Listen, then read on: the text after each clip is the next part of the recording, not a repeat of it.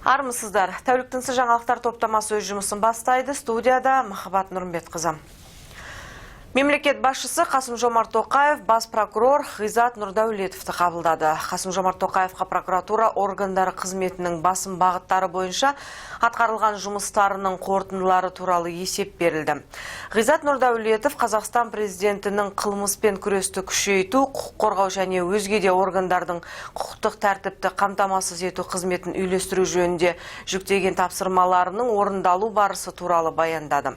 Бұдан бөлек Қазақстан президентіне заңдылықты сақтауды қадағалау барысында прокурорлар сотқа дейінгі тергеу ісі бойынша 63 тұлғаға қатысты негізсіз қылмыстық қудалаудың тоқтатылғаны, сондай-ақ тергеу мерзімін тоқтату және кейінге шегеру жөніндегі 17 мың заңсыз қаулының күшін жойған туралы мәлімет берілді. Мемлекет басшысына бизнесті қорғау және бақылаушы органдар тарапынан кәсіпкерлік қызметке заңсыз кедергі келтірудің жолын кесу жұмыстары туралы айтылды. Кездесу қорытындысы бойынша президент бас прокурорға бірқатар нақты тапсырма берді. Сондай-ақ мемлекет басшысы экология, геология және табиғи ресурстар министрі Мағзұм Мырзағалиевті қабылдады. Қасым-Жомарт Тоқаевқа экология, геология және табиғи ресурстар министрлігінің биылғы 9 айда атқарған жұмыстарының негізгі бағыттары жөнінде есеп берілді. Мағзұм Мырзағалиев президентке экология кодексінің мәжілісте қаралып жатқаны туралы егжей-тегжейлі баяндады. Мемлекет басшысы аталған құжатқа оң баға беріп, еліміздегі экологиялық жағдайды жақсартуға бағытталған жаңалықтарды атап өтті. Қасым-Жомарт Тоқаевтың пікірінше бұл құжаттың айрықша маңыздылығы қоғамды табиғатты аялауға шақыру және ауаны ластайтын зиянды заттардың көлемін азайтуға байланысты. Экология, геология және табиғи ресурстар министрі президентке биылғы вегетациялық кезеңнің өтуі және су ресурстарының жағдайы туралы мәлімет берді. Оның айтуынша, биыл су деңгейінің төмен болуына және су тапшылығы қаупіне қарамастан вегетациялық кезең салыстырмалы түрде тұрақты өтті. Сонымен қатар мемлекет басшысына су саласын цифрландыру туралы баяндалды. Мағзұм Мырзағалиев Түркістан облысы Мақтаарал ауданында су арнасын цифрландырудың пилоттық жобасының аяқталғаны туралы айтты. Бұл су шығынын айтарлықтай азайтуға мүмкіндік берді. Осы ретте президент суды тиімді пайдалану қажеттігіне назар аударды. Құс тұмауына қатысты жағдай тұрақтанды. Бұл туралы үкімет отырысында тиісті органның мамандары мәлім етті. Премьер-министр Асқар Мамин жағдайға мониторинг жүргізуді жалғастырып, қажет болған кезде алдын алу шараларын жедел қабылдау керектігін тапсырды.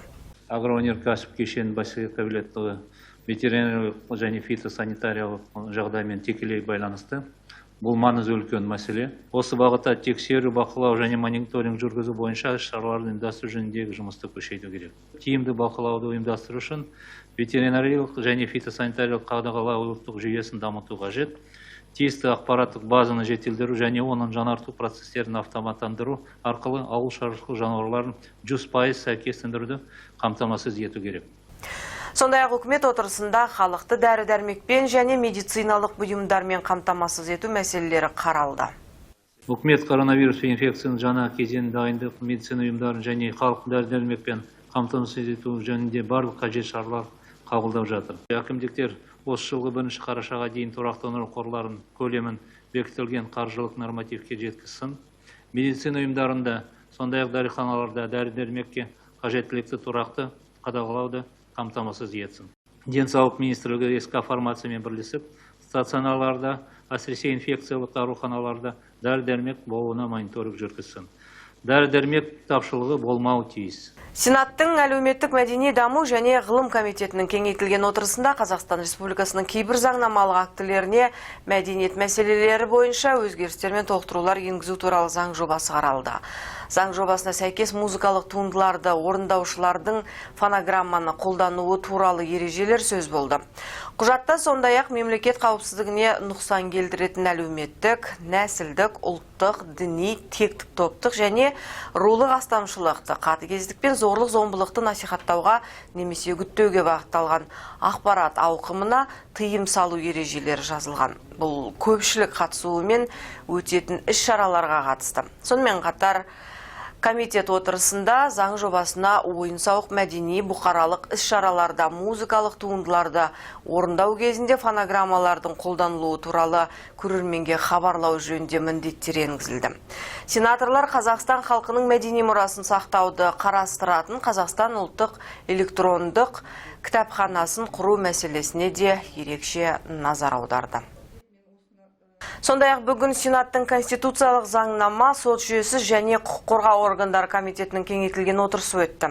Онда сенаторлар Қазақстан Республикасының үкіметі мен Беларусь Республикасының үкіметі арасындағы көші-қон саласындағы ынтымақтастық туралы келісімді ратификациялау туралы заң жобасын талқылады.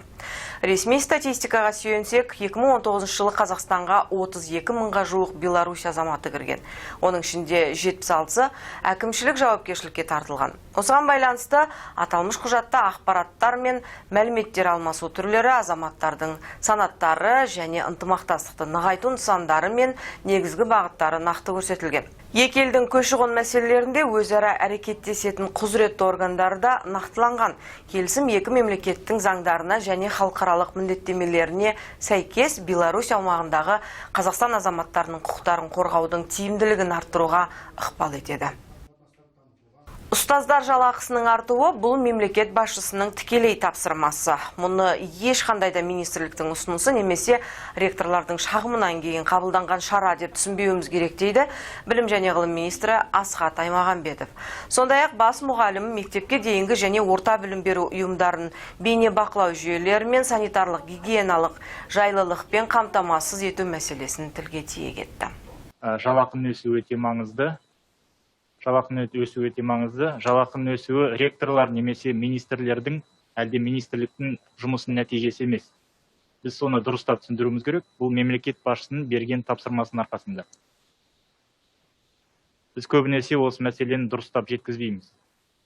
Егер мемлекет басшысы тапсырма беріп, бюджеттен тиісті қаражат бөлінбесе, онда жалақымды да өсуіне мүмкіндік болмайтын. Сондықтан дұрыс ақпаратты беру өте маңызды. Көбінесе осы ақпарат дұрыстап біздің әріптестерімізге жетпейді. Тағы да қайталап айтамын. Жалақының өсуі ол президенттің тапсырмасы. Ол ректордың, әлде министрліктің арқасында болған шаруа емес. Осыны дұрыстап қабылдап, дұрыстап жеткізу керек. Сонымен қатар министр сапа мәселесі маңызды екенін айтты. Яғни дәретханалардың жұмыс істеп тұруы, бөлек кабиналардың болуы, сумен қамтамасыз етілуі және басқа да мәселелер шешілуі керектігін айтты. Бұл балалардың қауіпсіздігі мен денсаулығына байланысты мәселе болғаннан кейін бұны ұсақ сұрақ деп қарауға болмайды. Бұл өте маңызды сұрақ. Алдыңғы жылы Тараз қаласында болған оқиға әлде де естеріңізде болу керек. Сондықтан бұл мәселені біз 10 ай бұрын бұл мәселені шешу бойынша мемлекет басшысының тапсырмасы болған. Қазір өздеріңіз көріп отырсыздар. 2700 мектепте осы санитарлық гигиеналық қажеттіліктері болмаса, тиісті жылы дәретханалар болмаса, бүгінгі күні 2456 10 айда осы жылы дәретханалар салынып, іске қосылып отыр. Қалғаны 245, оның 195-і қазір салынуда, қалған 50 бойынша да жұмыс басталыпты. Енді келесі қадам ол біздің жаңа комитет төрағасы айтып отырғандай, бұл сапа мәселесі. Тиісті осы дәретханалардың жұмыс істеп тұруы, одан кейін ішінде бөлек болатын кабинкалардың болуы, сумен қамтамасыз етілуі, басқа да мәселелер шешілу керек. Техногенді сипаттағы төтенше жағдай орын алған Мақтаарал ауданының тұрғындары қоныс тойын тойлауда. Апат аумағында қираған үйлер қалпына келіп, Мырзакентте жаңа шағын аудан бой көтерді. 386 отбасын қуанышқа бөлеген қоныс той салтанатты түрде атап өтілді. Қоныс иелерінің қуанышымен бөлісу үшін Мақтаарал ауданына арнайы келген премьер-министрдің орынбасары Роман Скляр, Өзбекстан Республикасының су шаруашылығы министрі Түркістан облысының әкімі қатысып, баспана кілттерін табыстады. Алғаш боп сөз алған еліміз премьер-министрінің орынбасары төтенше жағдай жөніндегі республикалық комиссияның төрағасы Роман Скляр мақтаралдықтарды құттықтап, игі тілегін жеткізді. Сонымен қатар, Мақтарал ауданында орын алған төтенше жағдай кезінде ерекше қызмет атқарған бір топ азаматтарға ел премьер-министрінің алғыс хаттарын табыс етті.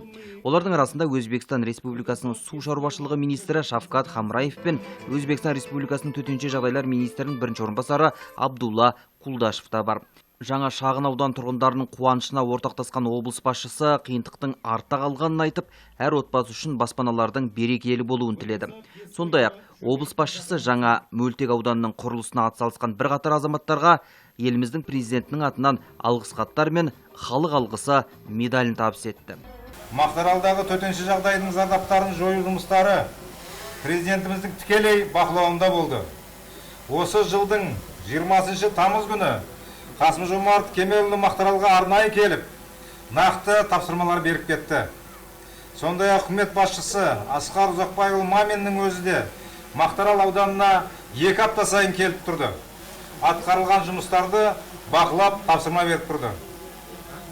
Енді сіздердің аттарыңыздан елбасымыз Нұрсұлтан Әбішұлына, президентіміз Қасым-Жомарт Кемелұлына ерекше қамқорлықтар үшін мақтаралдықтардың атынан сіздердің аттарыңыздан шынайы алғыс айтуға рұқсат етіңіздер. 70 гектар жерде орналасқан жаңа қалашықтағы 386 үйге жеңіс, жаңа тұрмыс және достық елді мекендерінің тұрғындары көшіп келетін болады. Мұнда барлық инженерлік инфрақұрылым тартылған. Ауыз су, жарық, жылу мен кәріз жүйесі жасақталып, жоғарғы жылдамдықтағы интернет желісіне қосылған. Сондай-ақ жаңа Мөлтек ауданында 1200 орындық мектеп пен балабақша және дәрігерлік амбулатория салынуда. Балалардың ойын алаңдары орнатылып, ағаштар отырғызылған. Желілік саябақ пен гүлбақтары Мөлтек ауданының көркіне көрік қосып тұр. Мамыр айында орын алған апат кезінде 30 мыңнан астам адам қауіпсіз жерге көшірілді. Тілсіз жаудан құтқарылған халық Түркістан облысы әкімінің тапсырмасымен ашылған 24 эвакуациялық орынға орналастырылды. Мақтаралға бүкіл ел болып көмек қолын созды. Еліміздің түкпір-түкпірінен 700 тоннадан астам азық-түлік пен гуманитарлық көмек келді. Су басқан аймақтағы әрбір тұрғын республика бюджетінен 100 мың теңгеден қаражат алды. Тек біздің республика емес, туысқан, көршілес өзбек халқы да біздерге барынша жәрдем берген ерекше ілтипатпен айтамыз. Алғашы күннен ақ Өзбекстан Республикасынан 223 қызметкер, 62 техника, 100 су сорғыш техникасы көмекке келді. Төтенше жағдайға байланысты Қазақстан Республикасы үкімет тарапынан 100 мың теңге көлемінде зардап шеккен әр азаматқа берілді. Су басқан 5 жаңағы елді мекенді және эвакуацияланған 8 елді мекендегі отбасыларға $1000 көлемінде қаржы берілді. Бүгінде өздеріңіз көріп отырғандай, аудан орталығы Мырзакен кентінде бір көз тартарлық әсем қалашық пайда болды. Блокпостта болған жол апатында 2 адамның өмірін қиған Азат Азаматов 10 жылға сотталды. Алматы облысына қарасты Қарасай аудандық соты бұрынғы полиция қызметкері Азат Азаматовты Қазақстан Республикасы қылмыстық кодексінің 345 бабымен айыпты деп тауып 10 жылға бас бостандығынан айырды. Ол жазасын қауіптілігі орта дәрежедегі түзеу мекемесінде өтейтін болды. Еске салсақ, 25 мамырда таңертең БМВ жүргізушісі Алматы облысының нөмірі 4-ші блокпостын соғып кеткен болатын. Жол апатынан полиция қызметкерлері Жарас Жанғазиев пен Дастан Абдықанов көз жұмды. Сондай-ақ, 3-ші полиция қызметкері Ербулан Сейдазым жарақат алып ауруханадан жазылып шықты. Айта кетейік, осыған дейін Азат Азаматов өзіне тағылған айыпты мойындамаған болатын. Шымкент қаласы 18-ші Мөлтек ауданындағы пәтерлердің бірінде азиат нәсілді белгісіз азаматшаның мәйіті табылды. 102 нөміріне қоңырау түсіммен дереу іздестіру шарасына кіріскен тәртіп сақшылары көп ұзамай мәйіттің жеке басын анықтап, артынша күдіктіні қолға түсіріп үлгерді. Қазіргі таңда аталмыш іске байланысты тергеу амалдары басталып кетті. Тексеру барысында аталған мәйіттің жеке басы анықталды. Ол 2000 жылы туылған Түркістан облысы тұрғыны екендігі анықталды.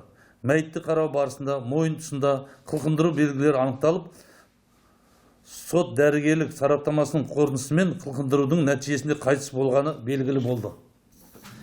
Осы жайт бойынша сол күні Қазақстан Республикасы қылмыстық кодексінің 99 бабы 1 бөлігімен адам өлтіру сотқа дейінгі тергеп тексеру амалдары басталды. Жедел іздестіру іс-шараларының барысында ізін суытпай күдіктінің жеке басы анықталып ұсталды. Ол 97 жылғы туылған Түркістан облысы тұрғыны. Қазіргі таңда күдіктіге бұлтартпау шарасы ретінде қолданылды. Өскелең ұрпақтың бойында экологиялық мәдениетті тәрбиелеу қажет. Бұл туралы бүгін Алматыда өткен Евразия мәдениеттерін жақындастырудың адам жерге тағзым экология ғаламшарды сақтаудың негізі атты 3-ші Алматы халықаралық форумы барысында белгілі қоғам қайраткері Қазақстанның еңбеккері жазушы Олжас Сүлейменов мәлімдеді. Оның айтуынша адамның ақылдылығы оның табиғатты қорғау қабілетінде жатыр. Форум жұмысына белгілі отандық және шетелдік ғалымдар, экологтар қатысты. Бүгінгі таңда әлемнің барлық экологтары қоршаған ортаны сақтау жолында жанкешті жұмыстар жүргізуде. Белгілі қоғам қайраткері жазушы Олжас Сүлейменовтің пікірінше, экологиялық мәдениетті жандандыру азаматты тәрбиелеуден басталады деп отыр. Сондай-ақ ол жастарды қоршаған ортаға деген білімін арттыру кезек күттірмейтін мәселе дейді. Этот форум собирает людей не только чистых экологов. Бұл форум таза экологтарды ғана емес, сонымен қатар мәдениет өкілдерінде жинайды. Дипломаттар да осында, өйткені мәдениетке сөзсіз сана экологиясы, жан экологиясы да кіреді. Сондықтан біз бүгін осындай залдарда жиналамыз, өйткені адамзатты бактериялардан, вирустардан және басқа инфекциялардан ғана емес, надандықтан да құтқару керек. Форум жұмысына Қазақстанның ғана емес, сондай-ақ шетелдердің белгілі қоғам қайраткерлері қатысты. Әлемдегі күрделі эпидемиологиялық жағдайды ескере отырып, форум аралас өтті. Қонақтардың бір бөлігі онлайн режимде қатысты. Айта кетейік, пандемия проблемаларын бүгінде форумға қатысушылар талқылады. Мәселен, Францияның Қазақстандағы бас консулы Алексис Шахтаксинский карантиндік шараларға қарамастан Қазақстан студенттері Францияда оқуын жалғастыра алатындығын атап өтті.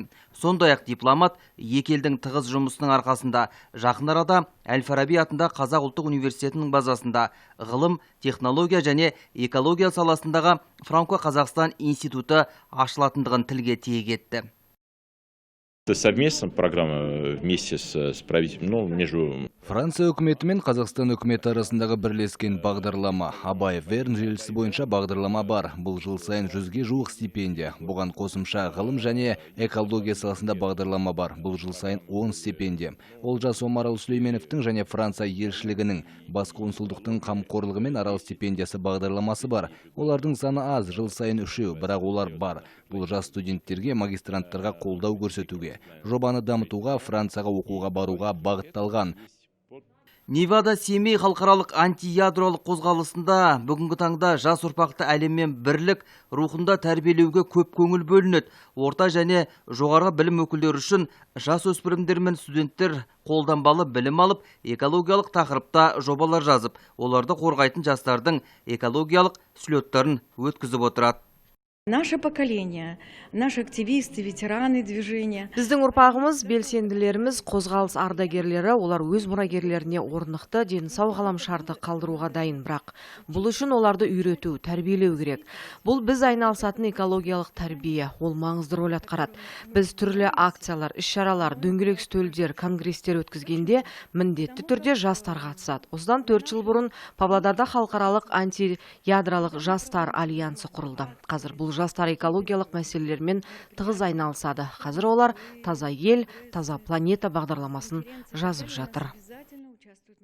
Бүгінгі айтарымыз осы. Келер тәулік жағымды жаңалыға келсін. Амандықпен жүздескенше.